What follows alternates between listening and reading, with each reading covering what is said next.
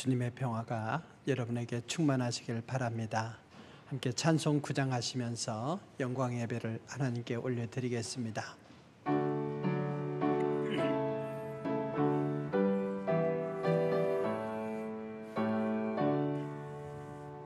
하늘에 가득 찬 영광의 하나님, 온 땅에 충만한 존귀하신 하나님, 생명과 빛으로 지혜와 권능으로 언제나 우리를 지키시는 하나님,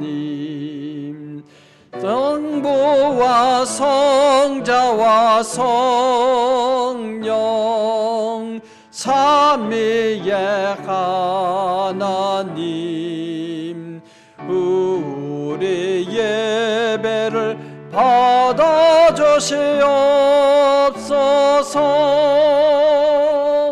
주 앞에 나올 때 우리 마음 기쁘고, 그 말씀 임되어 새 희망이 솟는다. 고난도 슬픔도 이기게 하시었고, 영원에 잇대어 살아가게 하소서. 우리의 자랑과 기쁨, 생명의 하나님, 우리 예배를 받아주시옵소서.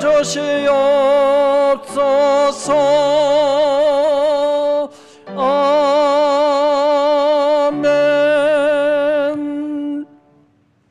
말씀이 육신이 되어 우리 가운데 거하심에 우리가 그의 영광을 보니 아버지의 독생자의 영광이요 은혜와 진리가 충만하더라.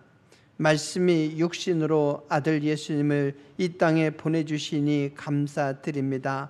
영광과 존귀와 찬양을 받으시옵소서. 우리가 육신을 입고 이 땅에 오신 예수님으로 하나님의 영광을 보게 하시고, 예수님을 통하여 은혜와 진리를 충만히 받게 하시옵소서.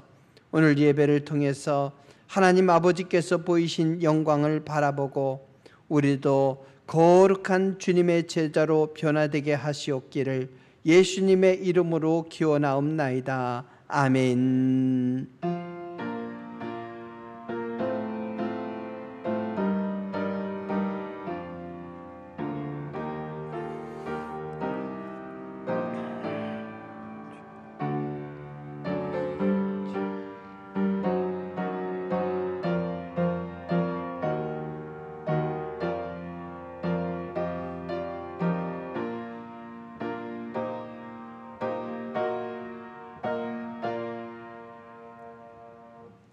다 함께 경배 찬송 21장 하시겠습니다.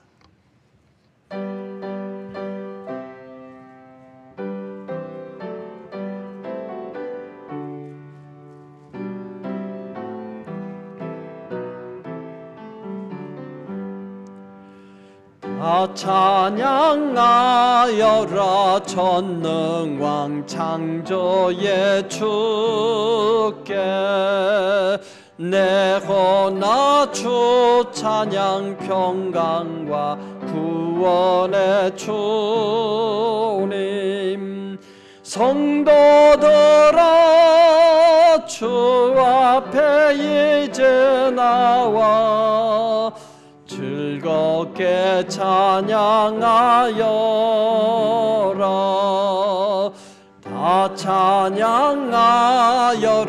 놀라운 만유의 주께, 포근한 날개 밑널 품어 주시는 주님,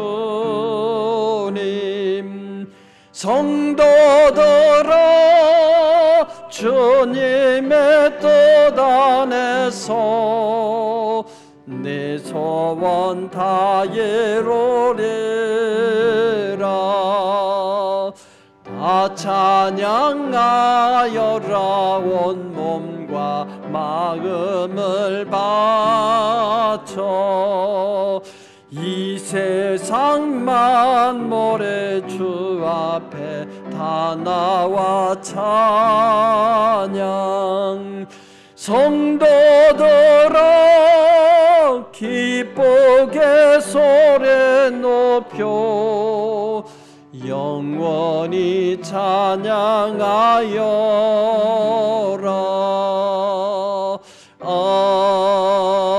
아멘.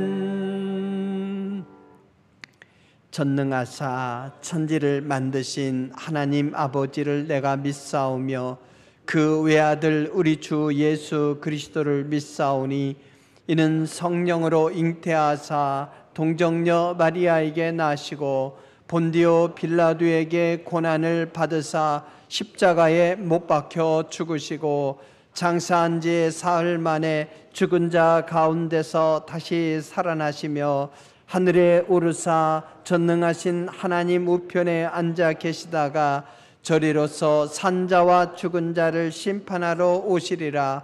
성령을 믿사오며 거룩한 공예와 성도가 서로 교통하는 것과 죄를 사하여 주시는 것과 몸이 다시 사는 것과 영원히 사는 것을 믿사옵나이다. 아멘. 자리에 앉아서 성시교독 60번 하시겠습니다.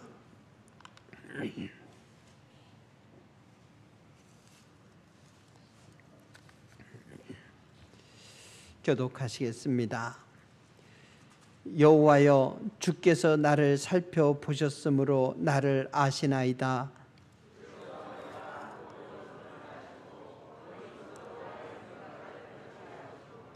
나의 모든 길과 내가 눕는 것을 살펴보셨으므로 나의 모든 행위를 익히 아시오니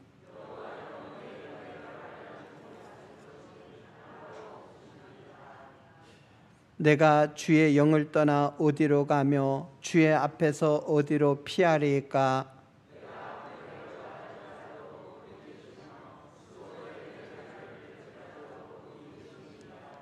내가 새벽 날개를 치며 바다 끝에 가서 거주할지라도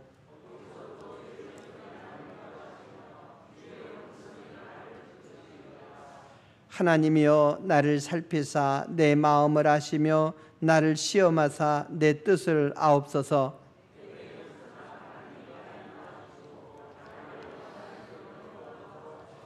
아멘. 예수님은 분명히 하나님의 아들이신데 예수님을 성인이나 도덕군자로 여기는 경우가 많습니다. 우리의 불신앙을 회개하며 참회의 기도를 드리겠습니다.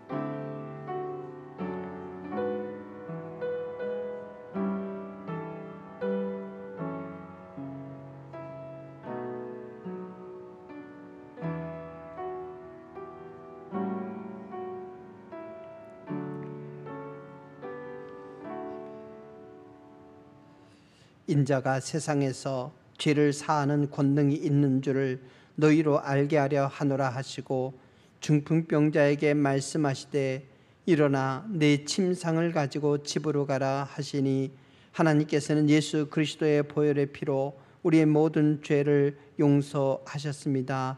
이제 주님을 예수 그리스도 하나님의 아들로 고백하며 주님의 제자로 아름다운 사명으로 살아가시기 바랍니다. 아멘.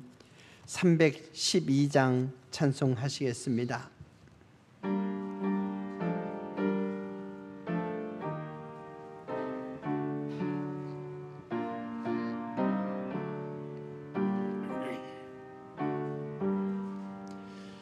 너 하나님께 이끌리어 일평생 주만 바라면 너 어려울 때 힘주시고 언제나 지켜주시리.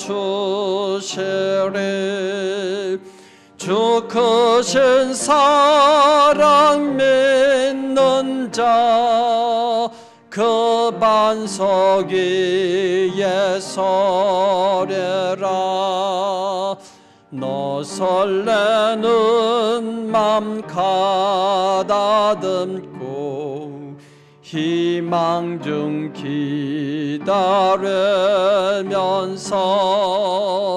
그 은혜로신 주의 뜻과 사랑에 만족하여라. 우리를 불러주신 주 마음에 소원하신다. 주 찬양하고 기도하며 내 본분 힘써 다하라. 주 약속하신 모든 은혜 내게서 이루어지리라. 참되고 의지하는 자 주께서 기억하시리. 아멘. 성철자노님 예배를 위해 기도해 주시겠습니다.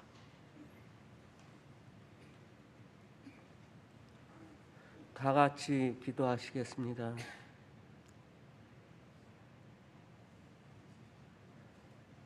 전능하신 여호와 아버지 하나님, 지난 한 주간 동안도 주님의 귀한 은혜 가운데 지켜봐여 주시었고 이렇게 강건한 모습으로 여호와 아버지 하나님의 귀한 성전에 나와서 사랑하는 성도들과 함께 주님 앞에 귀한 예배 드리게 됨을 감사드립니다. 사랑과 은혜가 풍성하신 여호와 아버지 하나님, 세상 어느 곳을 바라봐도 참으로 암흑한 중에 있는 가운데 있습니다. 저희들의 연약한 믿음을 긍휼히 여겨 주시옵소서.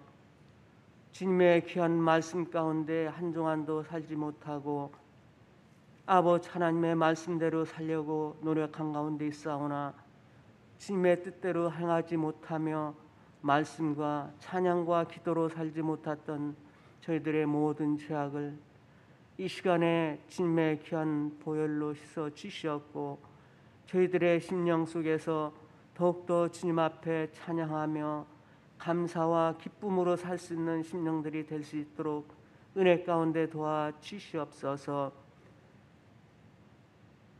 사랑과 은혜가 풍성하신 여호와 아버지 하나님, 마음이 청결한 자가 여호와 아버지 하나님을 뵐 수 있다 하였사온데 저희들의 심령 속에 더럽고 추악한 모든 죄악들을 이 시간에 주님의 귀한 보혈로 소멸시켜 주시었고 저희들의 심령이 깨끗함으로 여호와 아버지 하나님께서 기뻐하시는 삶을 이룰 수 있도록 믿음의 굳게 서는 심령들이 다 되게 하여 주시옵소서. 사랑과 은혜가 풍성하신 여호와 아버지 하나님 도와 주시었기는 이 나라의 대통령 선거를 앞에 놓고 많은 국민들과 아버지 하나님이시여 또한 아버지 하나님 대통령 후보들이 나와서 아버지 하나님이시여 또한 서로의 입장을 얘기하는 가운데 있사오나 여호와 아버지 하나님께서 기뻐하시는 분을 이 나라의 지도자로 세워 주시었고 하늘의 지혜와 능력으로 정치할 수 있도록 저들을 인도하여 주시어서 믿음의 귀한 이 나라가 되게 하여 주시었고 모든 우상 숭배와 잘못된 모든 것들을 아버지 하나님께서 버릴 수 있는 이 나라의 민족이 되게 하여 주시옵소서. 사랑과 은혜가 풍성하신 여아버지 하나님, 코로나로 인해서 서로 모이기에 힘쓰지 못하고 거리 두게 하며 복음을 전하지 못하며 또한 육신의 질고로 징곁에 나오지 못하는 사랑하는 많은 권속들이 있사옵나이다.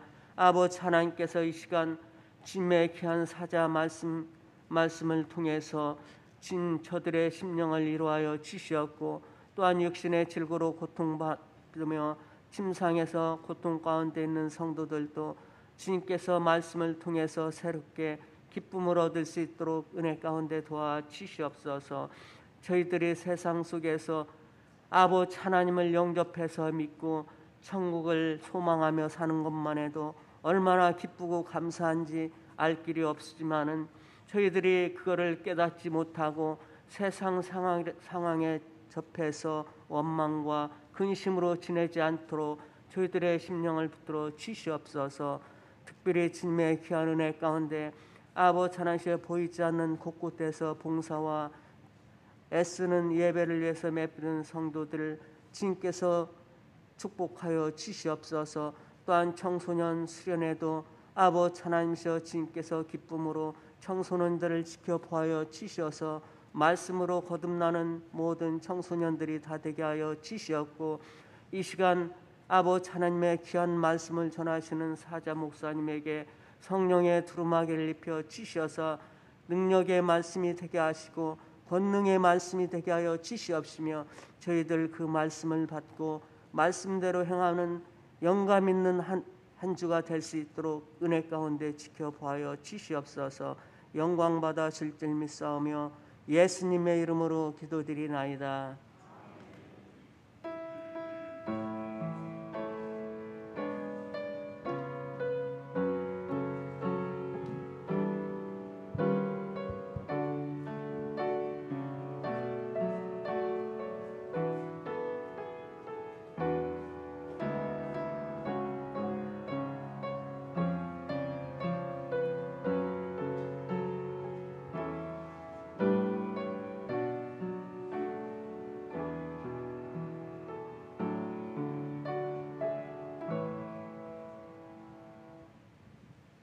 오늘 우리에게 주신 하나님의 말씀은 누가복음 14장 25절에서 35절까지입니다.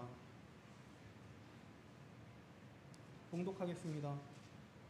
수많은 무리가 함께 갈새 예수께서 돌이키사 이르시되 무릇 내게 오는 자가 자기 부모와 처자와 형제와 자매와 더욱이 자기 목숨까지 미워하지 아니하면 능히 내 제자가 되지 못하고 누구든지 자기 십자가를 지고 나를 따르지 않는 자도 능히 내 제자가 되지 못하리라. 너희 중에 누가 망대를 세우고자 할진대 자기의 가진 것이 준공하기까지에 족하였는지 먼저 앉아 그 비용을 계산하지 아니하겠느냐.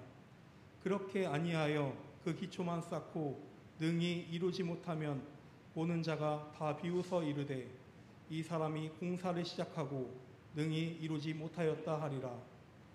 또 어떤 임금이 다른 임금과 싸우러 갈 때에 먼저 앉아 1만 명으로서 저 2만 명을 거느리고 오는 자를 대적할 수 있을까 헤아리지 아니하겠느냐. 만일 못할 터이면 그가 아직 멀리 있을 때에 사신을 보내어 화친을 청할지니라. 이와 같이 너희 중에 누구든지 자기의 모든 소유를 버리지 아니하면 능히 내 제자가 되지 못하리라. 소금이 좋은 것이나 소금도 만일 그 맛을 잃으면 무엇으로 짜게 하리요. 땅에도 거름에도 쓸데없어 내버리느니라. 들을 귀가 있는 자는 들을지어다 하시니라. 아멘.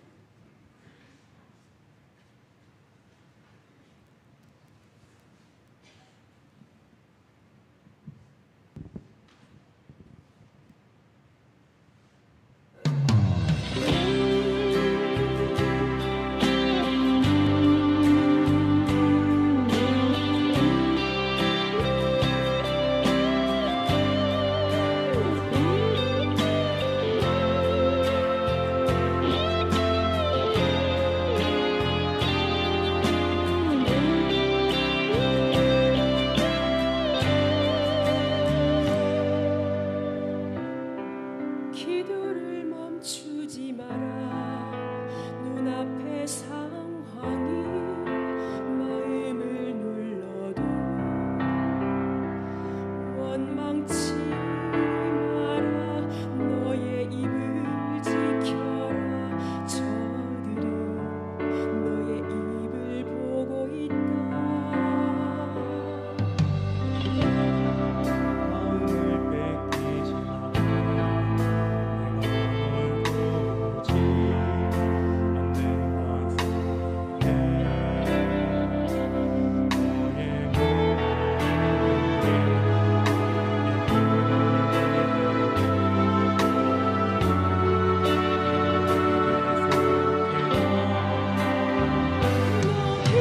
기도를 멈추지 마라. 내가 나의 그 모든 상황을 바로 역전시키리니.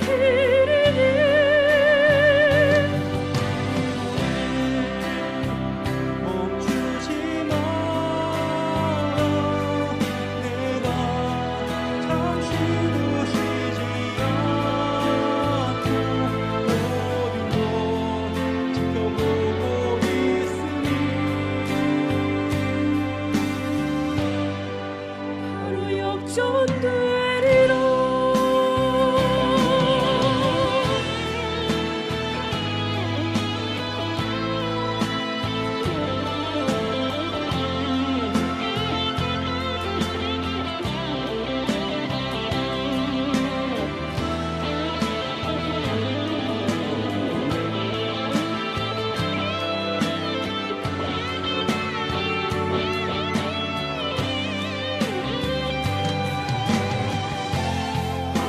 저들의 힘이 너를 압도해도, 저들의 힘이 내 숨을 잠겨도 너는 보리라. 기도의 능력을 내가 역전시키리라.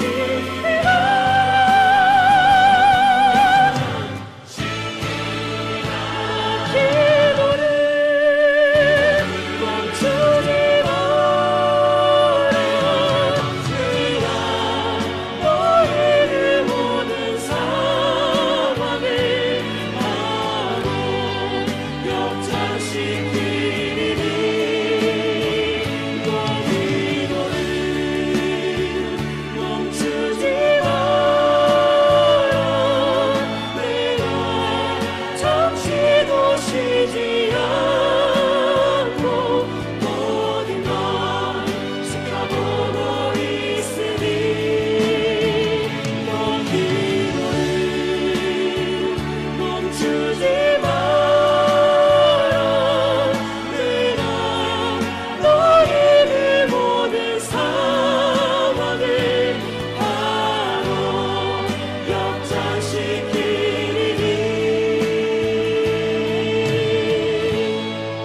바로 역전되리라. 바로 역전되리라. 이제 역전되리라.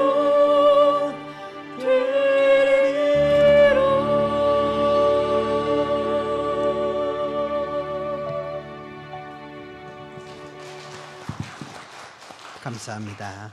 하나님께서 찬양 가운데 영광 받으신 줄 믿습니다.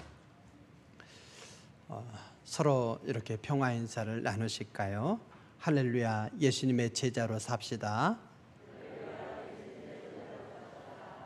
예, 우리가 서로 약속을 했고 또 이렇게 권면을 했어요. 이 속에는 우리의 결단도 담겨 있는 줄로 믿습니다.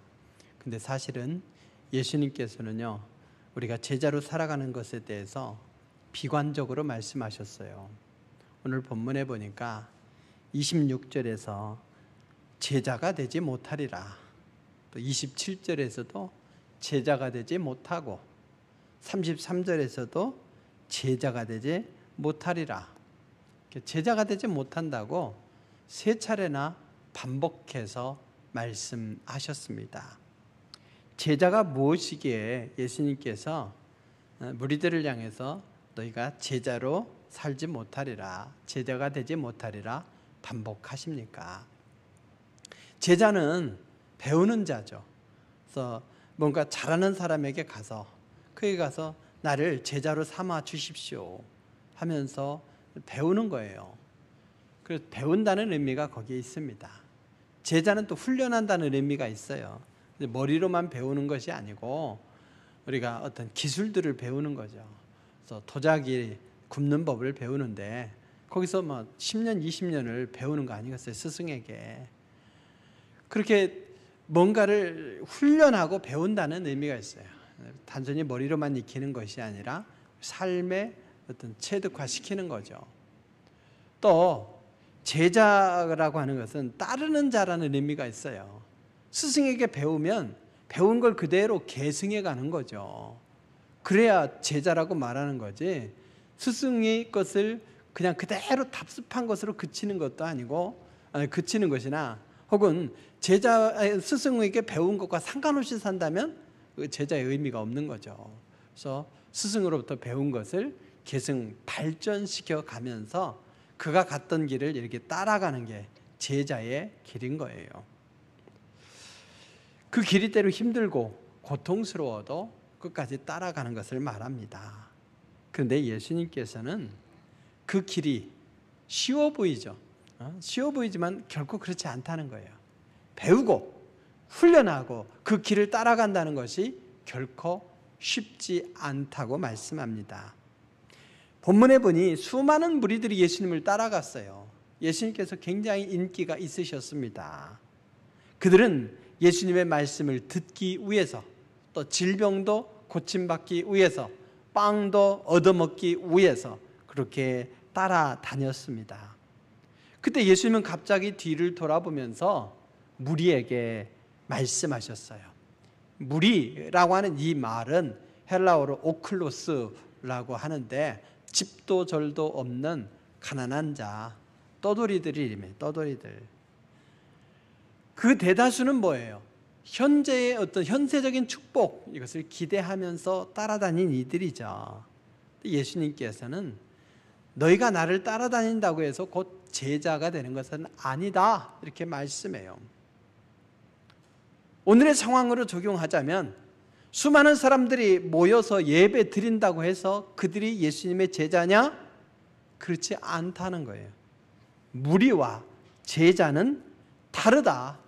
그리고 제자가 되지 못하리라는 말을 반복하심으로써 우리가 제자답게 살아낸다는 것이 결코 쉽지 않다는 것을 말씀하십니다. 그래도 이 제자가 되지 못하리라고 말씀하신 예수님의 의도, 예수님의 마음이 뭘까요? 제자가 되지 못할 것이니 올라가지 못하려면 쳐다보지도 마라, 아예 제자의 길은 포기하라, 이런 말씀이겠습니까? 아니죠. 우리는 다 예수님의 제자로 부름받았습니다. 제자로 살아야 될 사명이 있습니다. 그런데 제자가 되지 못하리라 이렇게 말씀하신 것은 그럼 뭐겠습니까? 우리로 하여금 대충 따라오는 것이 아니라 정말 새로운 각오를 다지면서 따라와야 된다 하시는 주님의 명령이, 또 주님의 마음이 여기에 담겨 있는 겁니다. 표면상으로는 제자가 되지 못하리라 이 말씀을 반복하지만 역설적이게도 오늘 이 말씀에는 우리가 어떻게 해야 예수님의 참된 제자로 살아갈 수 있는가를 여기서 가르쳐주고 계십니다. 여러분, 우리가 그저 현세적인 유익을 쫓는, 그러나 문제가 생기면 싹 사라져버리는 무리가 아니라 모든 상황을 뛰어넘어서 주님을 배우고 주님을 훈련받고 주님을 따르는 제자로 살아가시길 주의 이름으로 축원드립니다. 주님이 우리를 부르신 목적이에요. 그러면 우리가 제자가 되기 위해서는 어떻게 해야 됩니까? 오늘 예수님께서 크게 4가지로 가르쳤어요. 그 외에도 많이 있겠지만 4가지로 말씀드리자면 그 첫 번째가 뭐냐? 예수님을 그 무엇보다도 우선적으로 사랑하라, 이렇게 말씀해요. 우선적으로 사랑해라. 여러분이 가장 사랑하는 것이 뭐겠습니까? 예수님께서는 너희가 가장 사랑하는 것이 뭐냐? 바로 이거죠. 26절에 보니까 물은 내게 오는 자가 자기 부모와 처자와 형제와 자매와 더욱이 자기 목숨까지 미워하지 아니하면 능히 나의 제자가 되지 못하고, 이렇게 말씀했어요. 어떤 사람은 철저하게 이기적으로 자기만 사랑해. 근데 자기를 미워하래요. 어떤 사람은 자녀면은 뭐 목숨까지도 내걸 정도예요. 다 남의 자녀가 잘못됐냐 내 자녀가 잘못됐냐 따지지 않고 오직 내 자녀 건드리기만 하면 그냥 가서 뒤집어 놔요. 뭐 선생님 싸대기도 날리고 하잖아요. 자녀 사랑이 정말 극진해요. 근데 주님이 그 자녀를 미워하지 않으면 제자가 될 수 없대요. 여러분, 예수님이 가정 파괴범입니까? 이단 교주이십니까? 예수님의 제자가 되려면 부모와 처자와 형제를 사랑하라 해도 부족한데 어떻게 미워하라고 말씀하시는 겁니까? 이 구절을 이해하려면 마태복음의 이 병행 본문을 봐야 돼요. 병행 본문을 보면 이렇게 말씀하고 있습니다. 아버지나 어머니를 나보다 더 사랑하는 자는 내게 합당하지 아니하고 아들이나 또 딸을 나보다 더 사랑하는 자도 내게 합당하지 아니하다. 더의 문제예요. 어디에 우선순위를 두느냐의 문제입니다. 주님보다 가족을 더 사랑해서는 안 된다는 거예요. 세상에 가족만큼 귀한 것이 어디 있겠습니까? 근데 가족이 그만큼 사랑스럽고 소중하다면 가족을 미워하고 외면하고 떠나라는 것이 아니라 주님은 그렇게 소중한 가족보다도 더 사랑하기에 합당하신 분이다, 이런 말씀이에요. 그래서 주님을 우선순위를 두고 더 사랑하라, 이렇게 말씀하십니다. 요즘 같아서는 가족 중에 한 명이 오미크론에 걸리면 가족 모두가 감염될 확률이 아주 높아요. 그래서 가족이 위험해요. 위험부담을 줍니다. 그렇다고 해서 가족의 소중함을 부인할 수 없습니다. 하나님께서 태초에 가정을 창조하셨습니다. 하나님도 가족을 소중하게 여기셨고 우리도 무엇보다도 소중하게 여겨야 됩니다.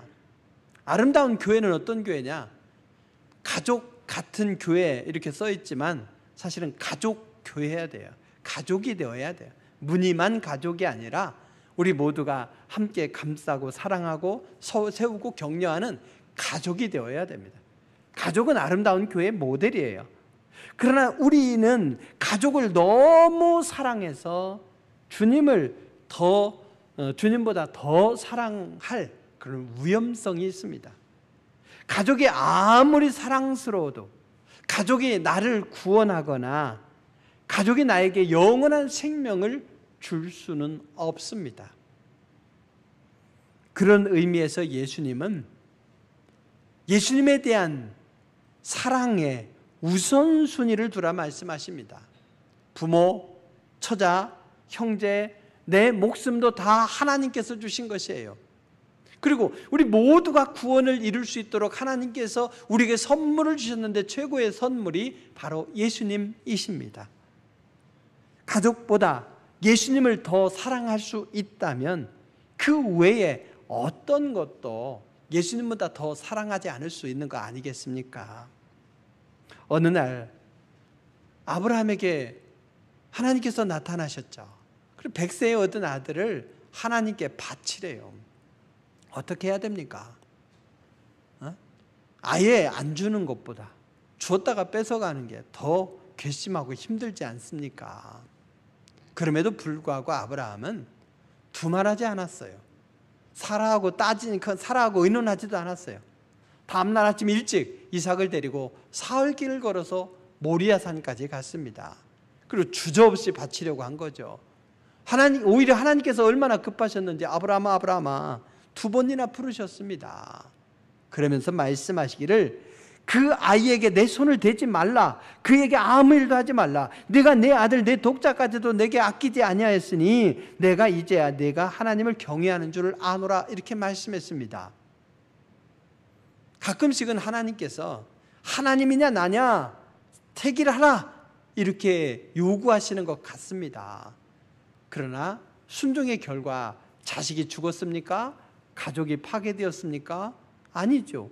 오히려 하나님께서 이삭을 책임져 주셨고 어디로 가든지 형통하게 하셨고 농사 지을 줄 모르는데도 100배의 소출을 거두게 하셨고 파는 곳마다 물이 나오게 하시지 않았습니까?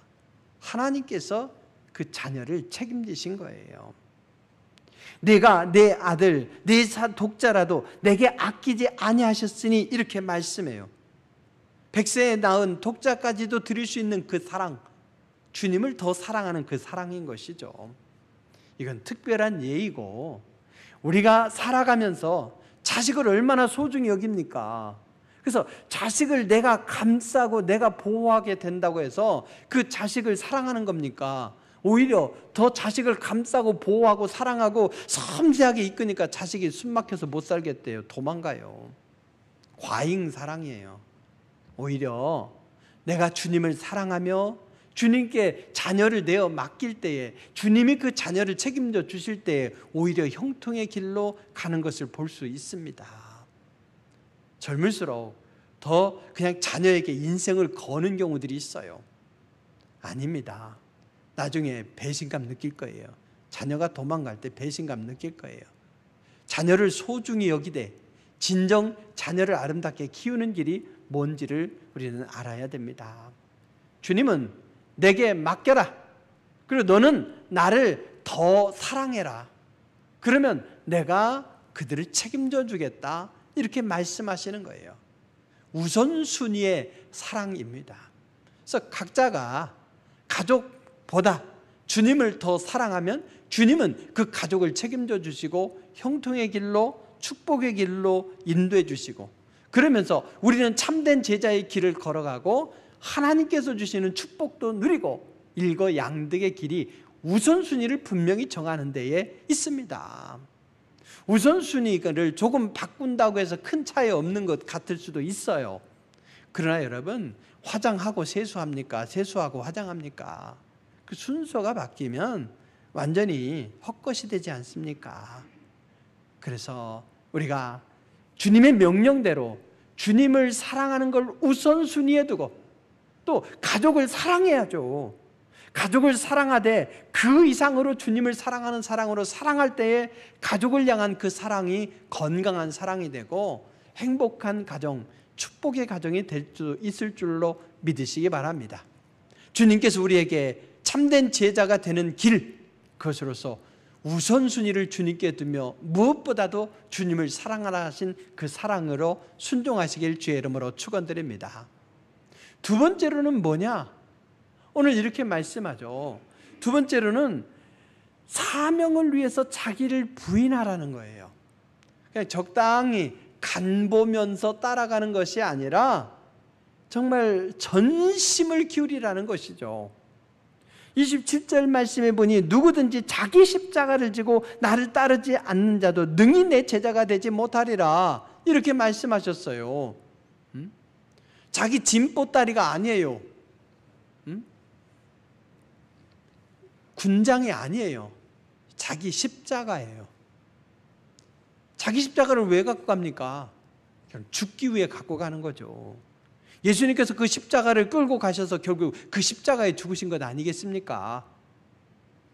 그런 각오와 결단이 있어야 된다는 것이죠. 예수님께서 십자가를 지심으로써 인류를 향한 구원, 하나님께서 이 땅에 예수님을 보내신 그 목적을 온전히 이루어드렸습니다. 그렇다면 우리도 또한 주님께서 우리에게 허락하신 십자가를 지고 가야 된다는 거예요. 주님은 저마다 우리에게 삶의 자리를 허락하셨습니다. 어떤 얘기는 목사와 선교사의 자리를, 어떤 얘기는 사장님의 자리를, 어떤 분에게는 직원의 자리를, 어떤 분에게는 연구원의 자리를, 어떤 분에게는 사회복지사의 자리를, 어떤 분에게는 전업주부의 자리를. 세상에서는 어느 직업을 가졌느냐에 따라서 결혼 정보 회사도 보면은 등급을 매기잖아요. 그러니까 주님은 어떤 직업이든지 소중하다. 그리고 그 자리가 하나님께서 맡기신 사명의 자리라고 말씀합니다. 그래서 그 자리에서 하나님의 향기를 드러내야 된다는 것이죠. 사도 바울은 골로새서 이렇게 말씀했습니다. 무슨 일을 하든지 마음을 다하여 죽게 하듯 하고 사람에게 하듯 하지 마라. 스스로 자기에게 주어진 자리를 무시해서 안 돼요. 그걸 가볍게 여겨도 안 돼요. 그 자리를 하나님이 주신 사명의 자리를 여기면서 어떤 이들을 손님을 응대한다면 그냥 손님 아니면 호구 이렇게 대하는 것이 아니라 주님을 대해야 되는 거예요. 주님을 대하는데 보자니까 나를 호구로 알아, 봉으로 알아 이럴 수 있어요. 그럴 때에 주님께서 지신 십자가를 생각하십시오. 내 십자가를 지고 가야 돼요. 나는 이미 죽은 목숨이라는 거예요. 내 등에 십자가가 지워진 순간 이미 누구도 나를 구해줄 수 없어요. 죽은 목숨이에요. 근데 자존심이 뭐가 문제겠습니까? 주님의 십자가를 지고 가야 돼요. 근데 십자가를 착각하는 사람들이 있어요. 내가 잘못해서 당하는 어려움이 있어요. 그건 십자가 아니에요. 어떤 사람은 불법을 저지르다가 감옥에 갔어요. 목사님께서 할 수 없이 신방을 가야죠. 어떻게 교인이 어려움 당했는데 사기꾼 보고 그렇다고 또 잘했다 이럴 수도 없고 또 뭐라고 나무랄 수도 없고 참 애매하잖아요. 그래서 가서 제일 잘 할 수 있는 말이 뭐겠어요? 충청도 말로 어쩐대요죠. 했더니 오히려 그 수감되신 분이 위로하더라는 거죠. 주님도 십자가를 지셨는데요. 사기치다가 들어가서 주님도 십자가를 지셨는데요. 이렇게 말하시는 건 아니죠. 우리가 오직 주님께서 맡기신 사명만을 생각하면서 좌로 우로 흔들리지 않고 오로지 한 길을 가다가 당하게 되는 시련, 이것이 곧 십자가이고 시련인 거죠.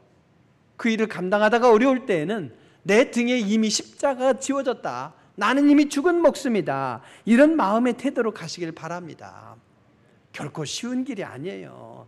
사도 바울도 그래서 순간순간마다 이 사실을 늘 되새겼어요. 내가 그리스도와 함께 십자가에 못 박혔나니 나는 날마다 죽노라. 내가 달려갈 길과 주 예수께 받은 사명 곧 하나님의 은혜의 복음을 증언하는 일을 마치려 하면은 나의 생명조차 조금도 귀하게 여기지 아니하노라. 늘 되새기고 되뇌면서 다녔어요. 어디를 가나 결코 만만치 않은 장애물을 만났어요. 그 앞에서 포기하고 싶죠. 자존심도 있죠. 저놈들하고 한번 싸워보고 싶죠. 그러나 나는 이미 십자가를 졌다. 나의 십자가를 졌고 나에게 사형 선고가 내려졌다. 이런 마음으로 참고 인내하며 오직 성령님의 도우심을 구하면서 한 길을 걸어갔던 거예요. 그래서 여러분, 제자의 길이란 곧 나의 십자가를 지고 좌고 우면하지 아니하고 우직하게 길을 가는 거예요. 그렇기 때문에 결코 쉽지 않지만 꼭 그 길을 걸어가시되 나의 십자가를 지고 가라고 하신 주님의 명령에 순종하려는 마음으로 그렇게 한 길을 걸어가시는 여러분 되시길 주의 이름으로 축원드립니다. 또 제자가 되는 방법이 뭡니까? 주님을 우선적으로 사랑하고 주님을 사랑한다면 주님께서 원하시는 그 길을 올곧게 가야 되는데 여기에 주님은 두 가지 비유의 말씀을 더 하셨어요. 그 하나가 뭐냐? 망대의 비유입니다. 이 망대의 비유를 통해서 우리가 헌신하면서 한번 계산을 해보라는 거예요. 그래서 계산이 맞아 떨어질 때에 움직여야 된다는 거죠. 망대를 지어야 됩니다. 망대. 예수님께서 이 비유의 말씀을 하신 배경에는 헤롯이 있어요. 헤롯 성전을 짓지 않았습니까? 그래서 헤롯이 스룹바벨 성전을 증축해서 엄청나게 크고 화려하게 지었어요. 유대인들의 환심을 사기 위해서. 그리고 건축을 되게 좋아했어요. 근데 이곳저곳에 건축을 벌려놨는데 그것을 마무리하지 못해서 결국에는 빈축을 사고 비난을 샀어요. 무모했던 것이죠. 망대를 지으려고 해봐라. 망대가 뭐겠습니까? 성벽 옆에 이렇게 적군의 동태를 살피기 위해서 짓는 거죠. 또 일상생활에서는 원두막 같은 거 있죠. 서리하지 못하도록 세워놓고 감시하기 위한 것을 망대라고 그래요. 그래서 군사적인 목적도 있지만 일상생활의 목적도 있는 것이죠. 이것을 세우려고 할 때에 계산을 해야 돼요. 망대가 꼭 필요한가? 이걸 계산해야 되지 않겠어요? 필요하다면 몇 개나 필요한가? 그러면 그것을 만들 수 있는 예산은 충분한가? 예산도 검토해야 되지 않겠습니까? 그리고 꼭 필요하다면 이것을 여기다 지었을 때 적절한가? 여기다 지어보고 아니면 여기가 아닌가요? 이쪽이 더 나은가요? 하면 옮길 수는 없잖아요. 그러니까 그 모든 것을 철저하게 계산해야 시행착오 없이 그 목적을 이루면서도 꼭 필요한 비용으로 완성해낼 수 있다는 것이죠. 그렇게 하지 않을 때에 유익을 계산해 보지 않고 대충 짓게 되면 어떻게 됩니까? 나중에 낭패를 보게 되고 비난을 사게 되는 것이죠. 이미 아는 분은 아시겠지만 제가 이제 3월 1일부터 안식년 신학체 연수회를 3개월 동안 갔습니다. 이 기간 동안 조금 쉬기도 하고 또 밀린 신학 공부도 할 것입니다.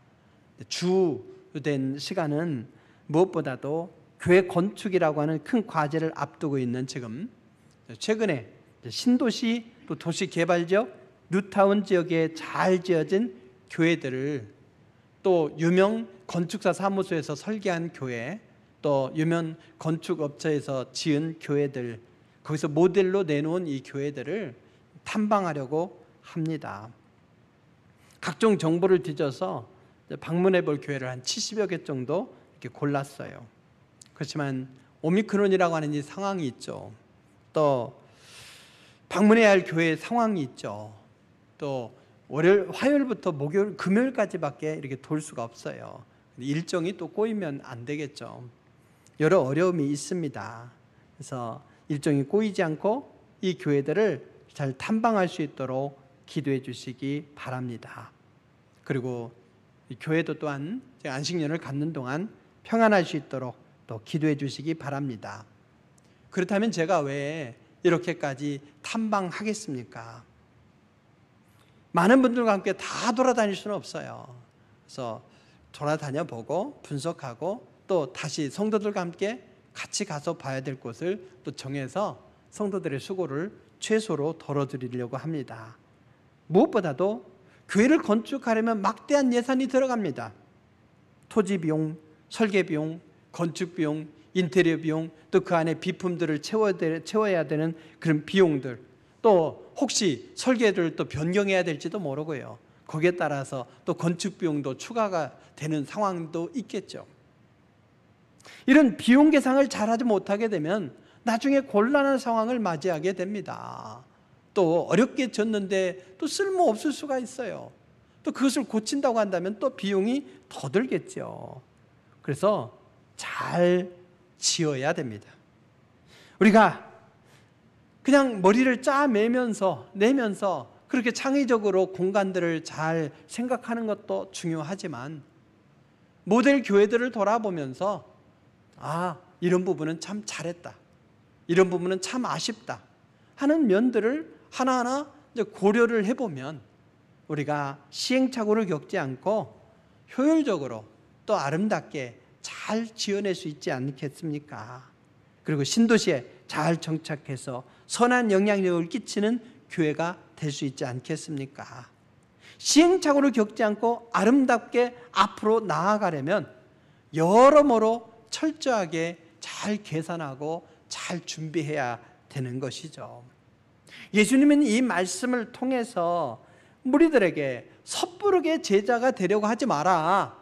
그러면 너희가 조금만 어려움을 만나게 돼도 너희는 그냥 돌아가 버리고 배신하는 무리에 불과하다. 그러면서 어떤 희생을, 어떤 대가를 지불해야 되는지 그것을 생각해보고 그를 통해서 얻게 되는 유익이 어떠한지 수지타산을 따져보라는 얘기죠. 주님께서 우리를 제자로 부르셨는데 손해보는 것 같아요. 제자로 살아가려고 하면은 손해볼 수도 있잖아요. 그러나 또 얻게 될 유익이라는 게 있잖아요. 이것을 비교해서 비용을 계산해보라 이거예요. 망대를 쓸데없이 세웁니까? 돈이 많아서 세웁니까? 아니죠. 꼭 필요하게 지어서 유익을 보려고 세우는 것처럼 우리가 제자로 살아가는 것도 하나님 나라의 영광이라고 하는 대업도 있지만 우리 자신에게 이기적인 동기도 있다는 거예요. 제자로 살아서 손해볼 것 없다. 주님께서 말씀하시는 겁니다. 그래서 예수님을 따르기 위해서는 우리가 확고한 준비를 해야 되는데 이것저것 계산을 해보고 따져봐야 됩니다. 그래서 주님을 따르는 것에 따라서 주시는 영생의 축복, 또 영광스러운 하나님 나라의 면류관, 이 모든 것을 따져보고 정말 주님의 제자로 살아가는 것이 유익하다, 그래서 끝까지 살아가 보자, 이런 계산을 잘 해보라는 얘기예요.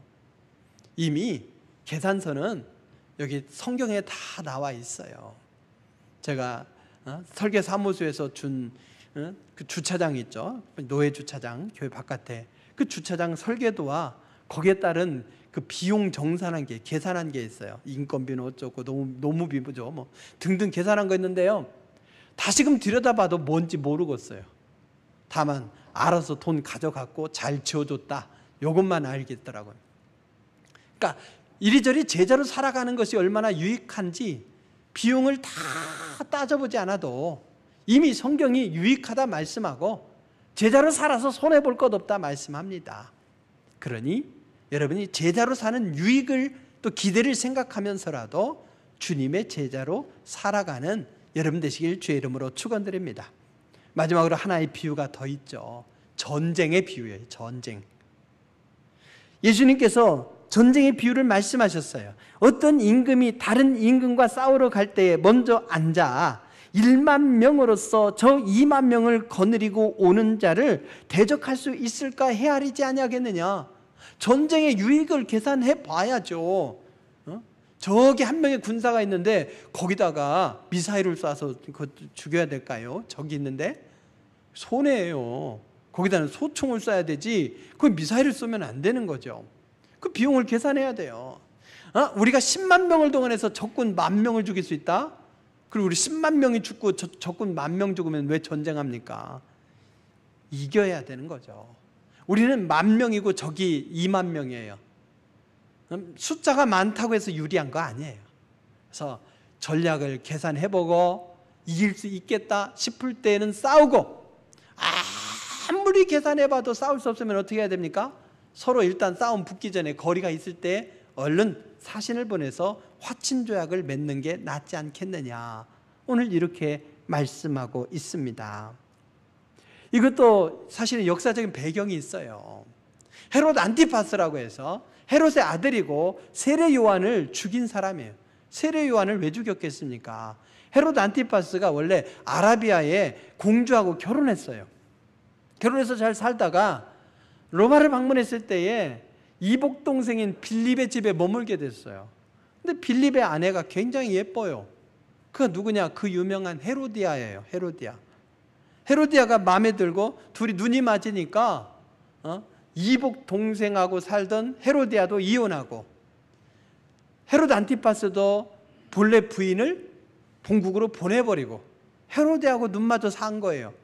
그러니까 헤롯이 그것을 본 세례 요한이 이게 뭔 짓이고 이렇게 따졌더니 헤롯이 죽여라 이랬던 거죠. 헤로디아가 죽여라 이랬던 거죠. 어쨌든 아라비아의 왕 아레타스는 화가 나지 않겠습니까? 그래서 군사를 이끌고 쳐들어왔어요. 안티파스도 무모하게 붙었죠. 결국에는 전쟁에 패했고 갈릴리는 쑥대밭되었어요.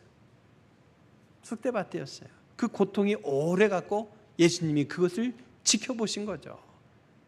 여러분, 그렇습니다. 국가 최고의 지도자의 이 경솔한 행동, 그리고 오판, 이것이 얼마나 위험한지를 보여줍니다. 우크라이나 참 상황이 안타깝지만 지도자의 그 모습을 보여주는 거죠.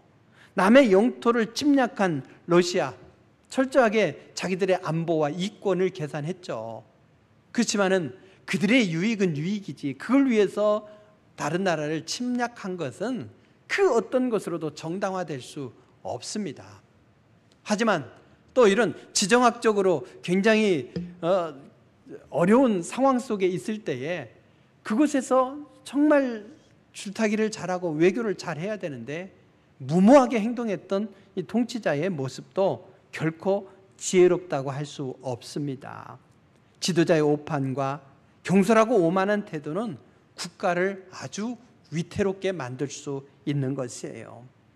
어쨌든 이 약자인 우크라이나, 침략을 당한 이 나라가 빨리 회복되기를 간절히 기도합니다.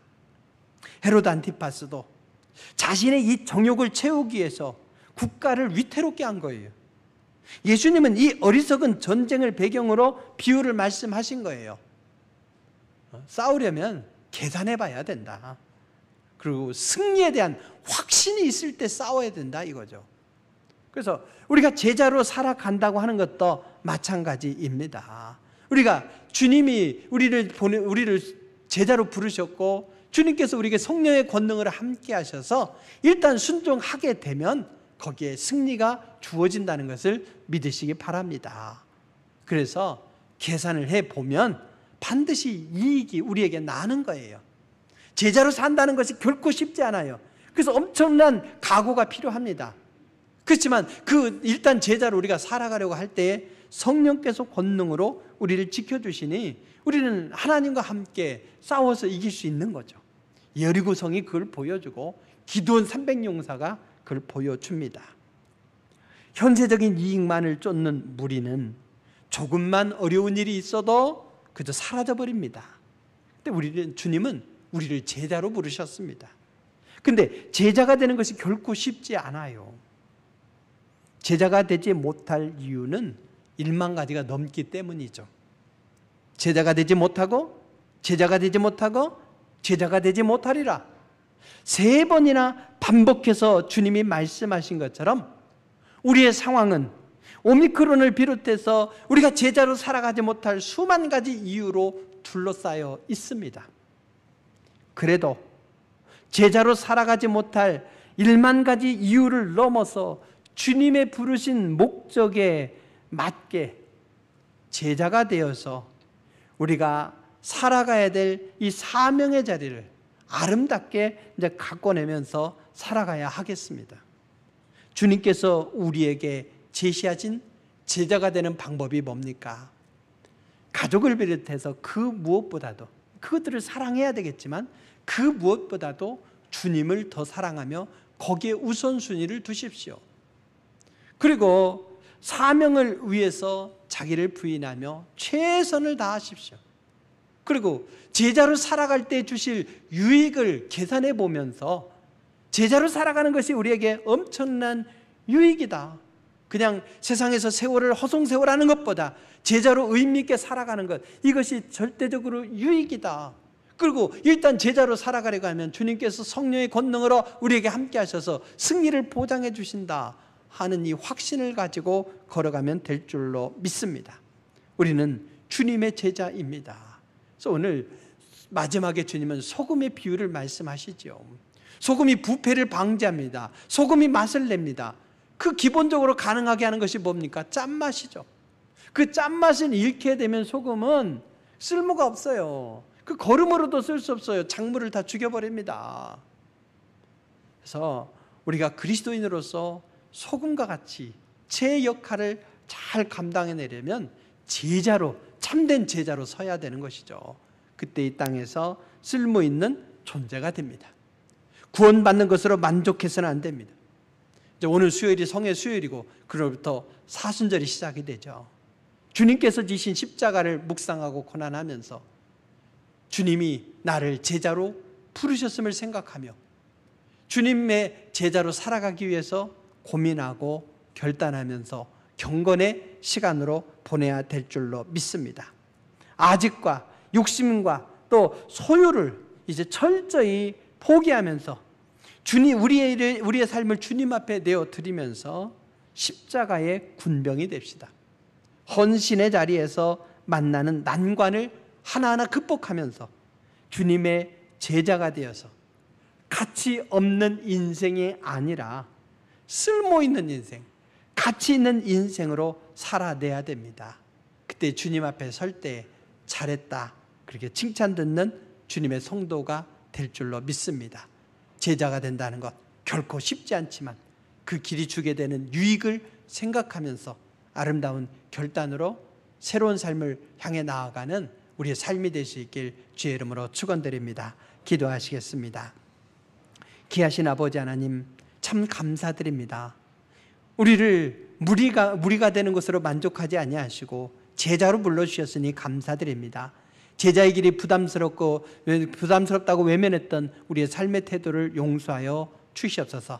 오늘 주님께서 우리에게 위임하신 대로 정말 주님을 무엇보다도 사랑하며 주님만을 바라보며 새로운 각오로 나아가게 하시고 주님의 제자로 살아갈 때 얻게 될 영적인 유익을 생각하고 또 성령께서 우리와 동행하시면서 반드시 그 길에 승리를 주심을 확신하면서 걸어가게 하시고 금생과 내생의 유익 있는 길을 한 걸음 한 걸음 달려가게 하여 주시옵소서. 우리의 삶이 하루를 살아도 내실 있는 소망의 삶이 되기를 원하오며 예수님의 이름으로 기도드립니다. 아멘. 찬송 516장 하시겠습니다.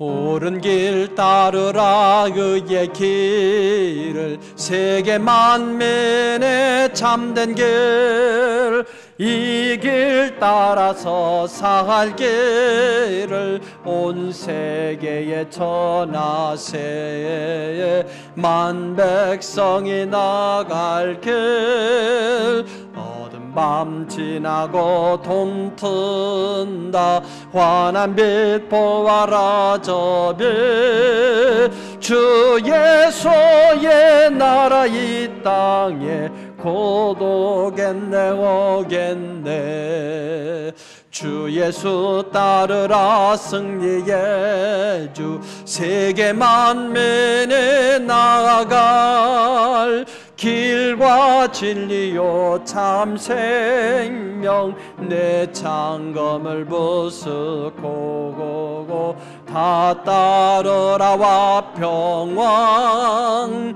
어두운 밤 지나고 돈 튼다 환한 빛 보아라 저 빛 주 예수의 나라 이 땅에 곧 오겠네 오겠네 놀라운 이 소식 알리어라 세계 만민을 구하려 내 주 예수를 보내신 참 사랑의 하나님 만 백성이 따를 길 어두운 밤 지나고 돈 튼다 환한 빛 보아라 그 빛 주 예수의 나라 이 땅에 곧 오겠네 오겠네 고난 길에 치고 찾아온 길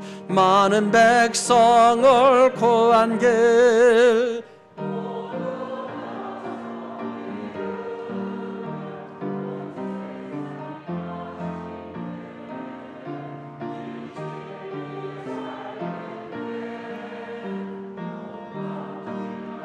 동 튼다 환한 빛 보아라 저 빛 주 예수의 나라 이 땅에 곧 오겠네 오겠네 귀하신 주님 감사드립니다. 오늘 우리를 사랑하시되 끝까지 사랑하시고 우리를 무리가 아닌 제자로 살 수 있도록 우리를 독려하시고 인도해 주시니 참으로 감사드렵나이다. 결코 그 길이 쉽지 않지만 그 길을 각오하며 달려갈 때에 우리에게 주시는 영적인 유익이 얼마나 큰지를 생각하며 또한 주님께서는 우리 가족들을 하나하나 책임지시고 보호하시고 인도하신다고 하는 확신 속에서 아름다운 사명으로 살게 하여 주시옵소서. 우리가 주님 앞에 감사하며 귀한 예물을 구별하여 드리옵나이다. 예물과 이 속에 담겨있는 우리의 삶의 고백, 감사의 고백, 소원의 제목들을 받아 주시옵소서. 누르군대로 차고 넘치는 축복으로 역사하여 주시옵소서. 주님께서 동행하시고 승리하게 하심, 돌보심, 예비하심 하나하나를 섬세하게 경험하면서 풍성한 감사로 살아가게 하여 주시옵소서. 더 많은 감사가 차고 넘칠 수 있도록 함께 하심을 믿사오며 귀한 예물 받으심에 감사드리며 예수님의 이름으로 기도드립니다. 아멘. 이 시간 장학위원회 보고가 있겠습니다.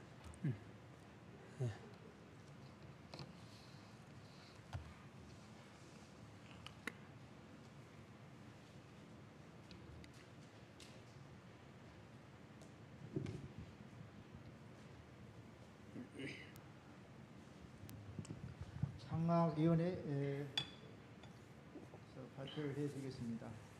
장학위원회가 크게 헌금을 해주신 여러분들 때문에 부자가 되었습니다. 헌금해 주신 분들께 진심으로 감사를 드리면서 2021년도 장학위원회 운영에 대해서 말씀을 드리겠습니다. 21년도 장학금 2월금이 여러분들 잘 아시겠지만은 6,500만 원이고요. 21년도 새로 입금된 금액이 1억 7천만 원입니다. 그리고 21년도 이자가 564만 6,556원이 2월이 됐고, 또 21년도 이자 입금된 게 있어요. 새로 발생한 게 331만 7,637원이 됐고요. 하반니까 원리금 합계가 2억 4,396만 4,193원. 21년도 장학금 나간 게 400만 원이 되겠습니다. 그래서 400만 원 빼니까 현재 남아있는 돈이 2억 3,996만 4,193원이 남아있습니다. 여기까지입니다. 예, 장학위원회가 보고를 해주셨습니다. 혹시 뭐 궁금한 거 질문 있으세요? 예, 장학기금이 작년에 많이 늘었죠. 네, 부자가 됐습니다. 그러니까 2억 4천 정도 남아있다고 이렇게 보시면 되겠습니다. 예, 네. 예. 예, 감사합니다. 예. 올해 장학금 지급 대상자는 한 명이었는데 그 한 명이 작년부터 이게 교회를 못 나오고 있어요. 그래서 도저히 받을 수가 없다고 본인이 이제 고사를 해서 그냥 한 명인데 고입 한 명인데 그냥 받을 수 없다고 하는데 억지로 전해줄 수는 없어서 그냥 올해 전달할 대상자는 없는 걸로 그렇게 했습니다. 몇 년 동안 이제 원칙을 이제 고입, 대입 이렇게 드리는 것으로 했는데, 예, 집사님 이제 들어가셔도 되겠습니다. 예. 그렇게 했는데 대상자가 이 코로나 상황 때문에 많이 줄어들었어요. 그런 상황이라서 또 교회에서 열심히 봉사하는 그 고등학생 또 대학생이라고 한다면 또 추천을 받아서 줘야 되겠다. 뭐 이렇게 또 장학위원회에서 그 내용을 좀 바꾼 것으로 알고 있습니다. 자녀 손주들이 믿음 안에서 잘 신앙생활하고 또 봉사도 할 수 있도록 해주시고, 장차 뭐 지역 사회에도 또 어느 교회는 보면 다른 교회 또 다른 일반 대학생들도 추천을 신청을 받아서 또 심의를 통해서 주는 경우도 있습니다. 장학위원회가 또 예산 또 계산을 해야죠. 다 원금 퍼주면서 할 수는 없으니까 또 이자 수익이라든지 장학 헌금 이런 걸 종합적으로 고려하면서 기금도 잘 유지하면서 또 의미 있게 사용할 수 있도록 하겠습니다. 우리 장학위원들을 그것도 이렇게 논의하고 또 앞장서서 또 잘 관리하시는데 한번 장학위원들을 위해서 한번 박수 부탁드립니다. 앞으로도 잘 수고해 주시고, 또 장학위원들이 또 책임감 있게 또 장학위원이시라고 해서 작년에 또 아낌없이 또 장학헌금으로 내주시고 그래서 또 감사드립니다. 아무튼 뭔가 생겼다 그럼 장학헌금으로 많이 동참해 주세요. 꼭 그것은 절대 다른 데로 안 쓰고 또 자녀들을 위한 장학금으로만 그렇게 사용할 거니까요. 이어서 교회 소식 말씀드리겠습니다. 예배 후에 바로 재직회로 보이겠습니다. 계획보다 한 주 앞당겨서 진행하는 것 양해해 주시기 바랍니다. 중부기도학교 수료자 명단을 말씀드리겠습니다. 아무래도 몇 차례 이렇게 수료하신 분들이 있어서 명단 호명하는 것으로 대신하겠습니다. 금요반으로 이현주 집사님, 이계종 권사님, 허희숙 집사님, 이은혜 성도님, 조은선 전사님, 토요반으로 최영림 권사님, 김혜영 권사님, 박은정 집사님, 오연숙 권사님, 김양숙 집사님, 안현정 자매, 안태현 형제, 장인권 장로님, 허수강 집사님, 송성지 형제, 곽다운 집사님, 정판신 권사님입니다. 수고하셨고 앞으로도 기도의 생활을 이어가시기 바랍니다. 응답받는 승리의 생활 되시기 바랍니다. 월삭기도회가 3월 1일 화요일 새벽에 있습니다. 말씀과 기도로 한 달을 여시기 바랍니다. 제가 월삭기도까지 하고 안식년을 떠나겠습니다. 오는 수요일 2일부터 성회 수요일부터 사순절이 시작됩니다. 주님의 고난을 묵상하면서 예수님의 부활을 기다리면서 경건하게 보내시기 바랍니다. 교회학교 겨울 사역이 있습니다. 이제 새봄 사역이라고 해야 되겠죠. 그래서 잘 진행될 수 있도록 또 건강하게 또 내실 있게 진행될 수 있도록 기도해 주시기 바랍니다. 본당 청소는 청년회에서 해주시기 바랍니다. 금주 식사는 영숙사모, 꽃꽂이는 김명란 집사님, 또 이한나 집사님께서 섬겨주십니다. 감사드립니다. 저는 3월 1일 화요일부터 5월 31일 화요일까지 안식년 신학제 연수회를 갖겠습니다. 원래 작년에 가지려고 했는데 또 코로나19 상황이 있고 그래서 별로 움직일 수가 없어요. 그래서 올해 해야 되겠다 이랬는데 올해도 뭐 상황이 뭐 비슷해요. 오히려 더 안 좋기는 한데 그래도 뭐 여러 가지를 할 수 없을 때 가져야 되겠다 싶어서 이때 갔습니다. 그래서 새 성전 건축을 위해서 교회를 탐방하고 또 신학 연구도 밀린 신학 연구도 하도록 하겠습니다. 3월 한 달 동안은 주일낮 설교는 두 분 외부 강사 목사님께서 2주씩 맡아 주실 거예요. 그래서 그동안 제 설교에 혹시 질리신 분들은 특식으로 입맛을 새롭게 다지시길 바랍니다. 그리고 이제 4, 5월은 두 달은 제가 주일 설교만 이렇게 하고 나머지는 또 현장 교회들을 돌아다니고 그렇게 하겠습니다. 그래서 소기의 목적을 달성하고 그동안 교회는 평안하도록 또 기도해 주시기 바랍니다. 기도하시겠습니다.